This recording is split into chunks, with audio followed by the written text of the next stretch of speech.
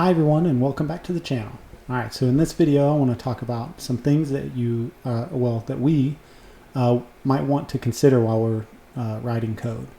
So the first thing I want to talk about is readability. So just as an example, let's say we want to declare a variable called plan setup, okay? And this is going to be context.plan setup, okay? Alright, so we could actually just call this PS, right? And so we've labeled it var, and it's PS. And we know, like, we're writing this code right now, so we know that this is the plan setup, right? So, but like maybe later on in our code, we have like var psum, right? And that's the first plan sum or something like that. So then if you're just kind of like skimming through, then you could get lost as to what PS stands for, right? So the first thing that I want to talk about with respect to readability is naming of variables.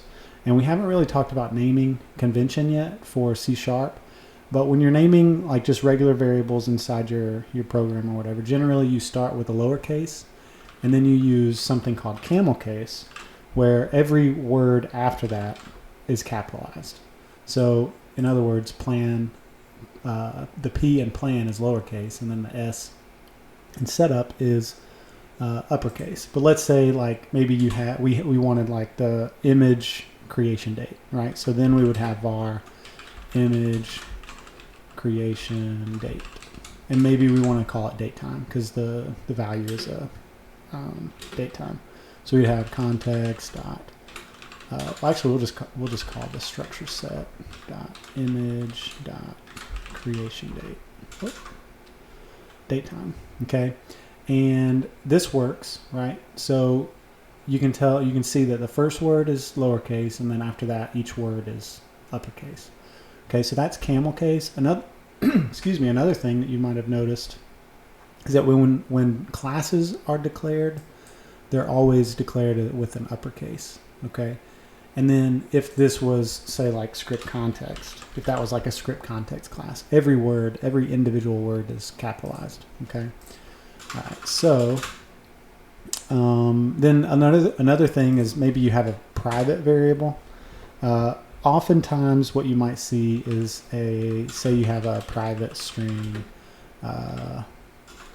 my string, okay? And maybe we just want to declare it as a string.empty. Okay, so this actually is a good example of readability. If we were to let's see, why, oh, obviously, duh, I'm silly, it needs to be in here. All right, so this is a property of property of this class script. Okay, so we have this private variable. Historically, at least to my understanding, private variables have been labeled with a underscore in front. However, it says that can be removed about value size never used. Okay, so that's just telling us that it's never been used. But if like we were to say something like console.writeLine, and actually I'll show you another shortcut. Instead of writing that out, it's actually CW tab. So we'll just say my string. Okay, so now it's been used. And I want to see, okay, I wanted to see if it suggested that we take away the underscore. Now though, what I have seen is that a lot of people just write just lowercase for their backing fields. They don't, like for example, a backing field would be, let's say you have a public string, my string, okay, and then you'd have like a get set, okay. And so a lot of people will use an underscore in front of the private field. However, I have seen a lot of people also just not use an underscore. So anyway, this is talking about private fields, and then if you have a public field that's associated with a private field, so this would be called a backing field, then this would actually start with an uppercase. So this is like if you're creating like a property or something like that. So this is actually this could be considered a property of this script class. Okay. All right. So that's a couple of examples. But one thing I wanted to say really quickly, if you noticed, I didn't just say this, right? And so this is perfectly fine. Like, right, we're declaring an empty string here. There's no value associated, like there's nothing in the string. However, when you're talking about readability, if we're coming through and we're reading after someone else's code, this leaves a little bit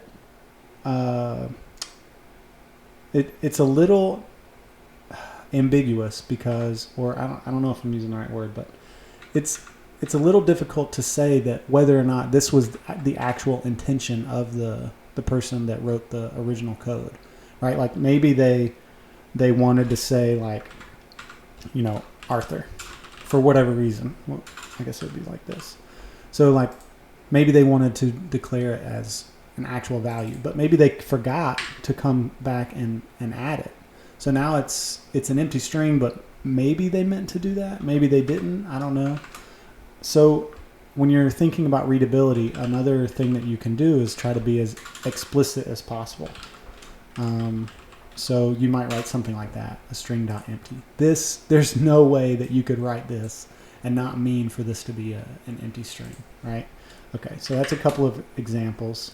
We'll get rid of this. Let's add another, okay. Actually.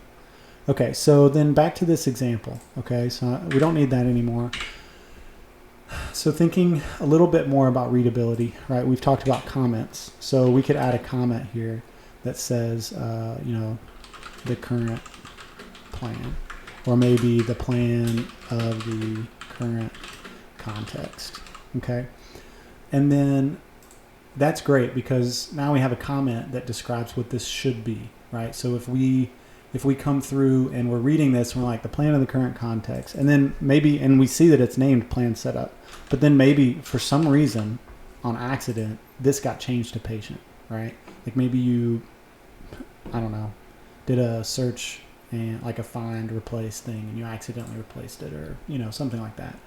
Now, when someone comes through and is reading your code, they're like, okay, the plan of the current well, this is defined as the patient, so that's not right, right? It's labeled, it's named plan setup, but it's defined as the patient. So, okay, I would feel very confident in saying that, okay, this is probably the actual intention. And you could look further to see where this is used and to see what, you know, how they use it. The other thing, though, is so besides commenting and then naming your variables very clearly, the other thing that you can do is you can be explicit with your value type. So if we called it, we know it's a plan setup, right? So if we defined it as a value type of plan setup, then there's no way that we could come and accidentally change this to patient, because this doesn't return a plan setup. This returns a patient class, so, or a patient object. So there's no way for this to compile or anything like that. So when there's absolutely nothing wrong with using var, right? And I think perhaps we've talked about that, and I think we talked about that in one of the other videos. But so there's nothing wrong with using it, right? Especially if you're just trying to do things quickly, or if you, let's say you just don't know what that value is going to be, right? So actually, let me undo this because we had that image. Okay, so let me do this, copy that, and then undo, and then I'll paste. Okay, so we have our comment. The reason I did that is because I wanted to show you another example of like maybe a time where you do want to use var, right? Like why we know that this is a date time, and we've been explicit in our value type, right? But why? But it's failing for some reason, like it's complaining for some reason. The reason for that is when we hover over it, we see that question mark after date time, and what that tells you is that it's nullable. So you could do two things. You could allow this variable to be null by doing that, so that just tells it that it's nullable, or you could cast it. The problem with this is that I believe this will actually still, I don't know if you can cast, we'd have to test this. I don't know if you can cast a null object, right? Because a null object, you can't have a datetime that's null if it's not nullable. So maybe you could do, no, you can't do that. So you could cast it, and it's no longer complaining, but I wouldn't be surprised if it still threw an exception if the value is null. It might not, but like I said, I don't know off the top of my head. But then if you did this, right, this might be a good example of when you might want to use var, because maybe you just don't know, right? But it's actually good that we made this nullable, because now if we were to come through, maybe we wrote a comment that says the image creation date time can be null, and then maybe need to have checks. Maybe like we could add like to do add checks if null, right? Ooh, I don't know what I just did. Okay, so and then maybe you want to go back through, and maybe the next day you can't remember where all you wrote to do, so then you just go find to do. Whoop, can't spell. And then you like, oh, okay, so I need to make sure that I add checks for this. Okay, so that's another, when you add notes to yourself, if you use keywords, then that's always helpful too. Being consistent, that's really helpful. If you always add notes the same way, then you have a way that you can go back and search that or whatever. So okay, so with readability, we've talked about adding comments, being explicit with our value types, and then naming things clearly, right? So those are all key, good habits to get into in order to write readable code. Especially if after some time passes, you can come back through and you can read through your code and be like, what was I thinking? And I know that might sound silly, but it absolutely happens. Especially if you were working on that code and maybe you're a dosimetrist or a physicist and you were like trying to do other things and you just had to get it out and get it done really quickly. And then you come back through and your code's a jumbled mess and you just can't figure it out. All right, so anyway, that's readability. It will help you, I promise. And then thinking about reusability. Okay, so if we think about the reason that we're even here in the first place, right? So we are here because we are trying to write a script that will do some sort of manual process that we're currently having to do manually. We want to write a script that will do it for us, right? So that we could just run a script and then it will complete the checks, the plan checks that we normally do manually, right? Or maybe we want to check the DVH statistics. Maybe we are doing the same type of, maybe the physician always does the same few types of prostate plans. And so they use the same protocols or whatever. So you want to automate the DVH checks, right? The dose statistics, the constraint checks. Maybe you're tired of always creating ring structures for, every single time you do an SBRT plan or a frameless plan or something like that, and you want to automate that process, right? You can absolutely do that. That's the reason that we're here, right? But so in saying that, what we want to do is we want to take that concept of wanting to do things so that we can reuse it. We want to bring that into our thought process when we're developing code or developing programs and that sort of thing. So we want to write code in a way that we can reuse it, right? You don't want to, every single time you write a script that has to do with structure sets, you don't want to have to write the logic to parse out whatever structures that you want, right? Like maybe you have multiple PTVs and you can't just look for the structure that has a DICOM type PTV, because maybe your opti structures are also PTV DICOM types, things like that. So you can't always assume that there's only one PTV, right? So if you're going to write the logic to process out whatever structures that you want into various lists or, whatever, you don't want to have to redo that every single time you write a new script that has to do that, that uses the structure set in some way, right? So you want to think about that as you go along, right? So you want to write the logic, and then you want to encapsulate that into like a method or a class or something like that, right? And we will talk much more about reusability as we go along and we start to create projects and stuff. I'm going to start out by really not writing reproducible, writing code in a manner that's where we can reuse it, and then we're going to convert it into things that can be reused, and then eventually we're just going to think about that from the get-go, and that's just how we're going to structure things. Okay, and so reusability, that actually goes hand in hand with the third thing, and then the next topic that I want to talk about, which it will be in like another video, but it's object-oriented programming. So when we think about design principles and future projects, like future-proofing and things like that, all of those things are good principles to think about when working within the context of object-oriented programming, which is what we're doing, right? And we'll talk more about that in another video. But so the next thing, I guess I'll continue talking a little bit about design principles. So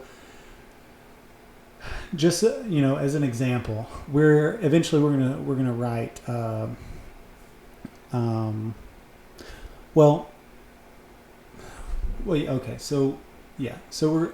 gonna write user interfaces, right? So one concept of or one type of design principles or design patterns, I guess it's more of a pattern, would be like using the model view model design pattern.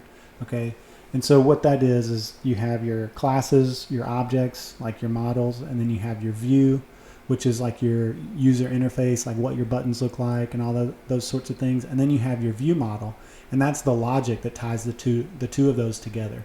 But each individually, they don't really know about what the others are, right? So in other words, you could take your classes or your models and your logic, and you could completely like rewrite your view, right? So what that does is it allows people who are UI developers, they can focus on the UI and they just need to know what things are bound to. And then people who write the business logic, they can focus on that. And then the people who are thinking about, the database, they can model the database, right? So that's one example of a design pattern. When we're thinking about principles, we're thinking about object-oriented programming, and then there's a couple like one that I could describe really quickly as dry. So we want our code to be dry, and what that is that's short for don't repeat yourself. Okay, so that goes into reusability. We don't want to have to continue repeating our logic, right? So we want to write it once, and we want to put that into some sort of object, right? Because we're utilizing object-oriented programming. And you can read the first thing. It's the manipulation of objects versus data, right? So that's what we want to do, okay? And then the last thing I want to talk about, which was number 2, is version control. And so thinking about, as your projects grow, and especially as they become more and more complex, right? You're going to get to a point in a project and you're going to be like, this thing's working, but I still want to make some changes to it, but I don't want to break it, right? So maybe you take your folder and you copy it and you name it like version 2 or something like that, right? And then you get to a point where that's working, and then you copy it again because you want to add to it again, and now you have version 3, right? You don't want to have to manually keep track of those changes, right? Especially if you happen to do things on multiple computers, right? So you don't want to forget which version that you're working on and forget that, oh shoot, I didn't update this directory, or I had the other version on a different computer, and now I've already made too many changes to this other version, and whatever. So when you're trying to do that manually, you can do it, right? You can absolutely do it, especially if you're super particular and you pay attention to details and you're the only one in your code and that sort of thing. However, it becomes really easy to start to mess up if you're not, really on it. So one of the things that we will consider and that we will actually do, I'll have a video on it because I want to create a GitHub account for this channel, so that way the code that we write, we can just push to that, and we can we can share it there. So so I'll be using GitHub, right? And so Visual Studio is great because one of the other good features that they've added is this Git changes section, right? And it's up in, if you don't see it, it's up in View, Git changes, and then Git repository, etc. And there's even a Git tab, okay? So, but you can do what we would need to do here. So we could create a Git repository and that sort of thing. And what this does is this uses this thing called Git, and it creates a repository of your code, and it tracks all of the changes. Okay, and we'll go more into detail about this, but we can keep local repositories, but we can also put them in the cloud. You could have a repository on your OneDrive, right? If let's say you're working on your D drive that has like tons of terabytes and terabytes of space. Maybe you want to work on that, but you want to keep your repository on your OneDrive. Well, your repository on your OneDrive wouldn't take up very much space. So, but you would keep all of your actual files and stuff on the other. So then that way your repository goes with you with your OneDrive, and then every time you go back to whatever computer, you just do a pull request and you update to whatever your most recent changes have been.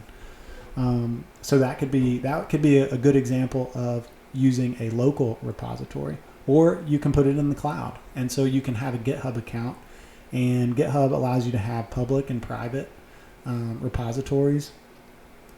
And I think I'm pretty sure Microsoft bought GitHub. So there's just a lot. There's some really good features of using GitHub. And it's free. Like, you can have a free account where you can have up to I think 5 private repositories, right? And you can even have a repository. You don't have to have a repository for each project. You can have a repository for a directory. So let's say you just want to use up one of your private repositories, and you just name it like ESAPI projects, and you just put all of your ESAPI projects in that directory, and then the Git repository is at that level. So that's just a way that you could manage lots of projects instead of, it gets a little complicated because then when you do pushes and stuff like that, you want to make sure that your notes make sense and that sort of thing, if you look at that. But anyway, I'm kind of rambling now, but those are 4 things that I think are and will be important for us to think about as we develop projects. All right, so we are at perfect 23 minutes. All right, so I think that's going to be the end of this video. So thank you everyone for putting up with my rambling, and I hope it's helpful. Let me know in the comments. Just don't be too mean, okay? But so then going forward, the next thing I want to do one more video where I'm mostly talking. We're going to discuss object-oriented programming. And again, if you're not familiar, this channel, I have an introduction video that's about 6 minutes long, and it's an introduction to ESAPI. And if you're not familiar, ESAPI is the Eclipse scripting API. And so the people that use ESAPI are medical dosimetrists, potentially, medical physicists, and then maybe some developers.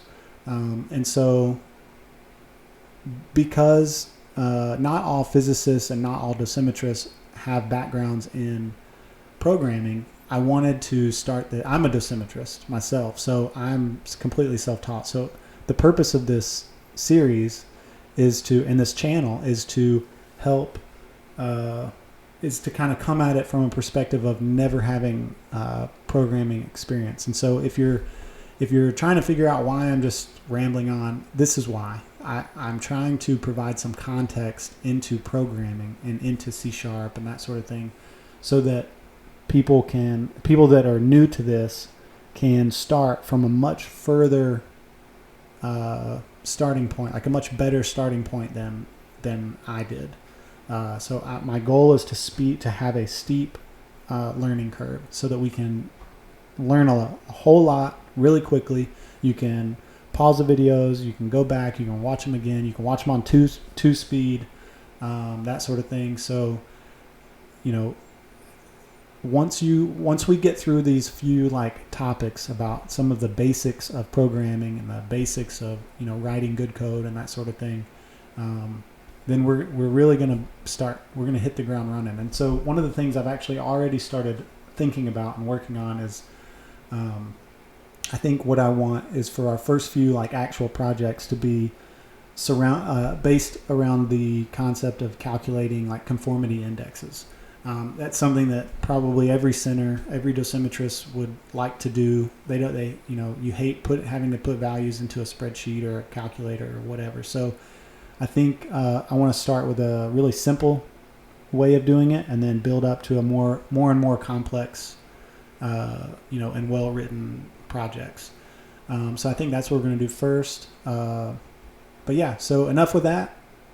I hope everyone's doing well. I hope that you have a great day, and until next time.